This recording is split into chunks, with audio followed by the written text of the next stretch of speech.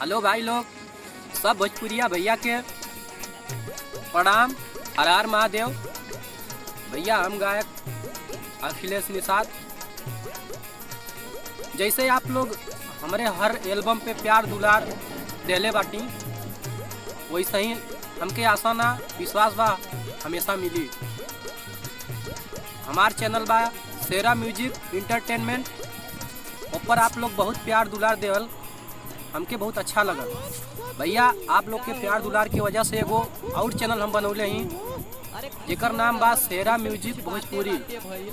ओके, आप लोग सब्सक्राइब करी चैनल के, लाइक करी। आप लोगन के मनोरंजन बदे हमेशा कुछ नया आप लोगन के देखे के मिली। भैया हमके आशा ना बल्कि विश्वास बा आप लोग जरूर सब्सक्राइब करी। भैया लोग प्रणाम। हर हर महादेव।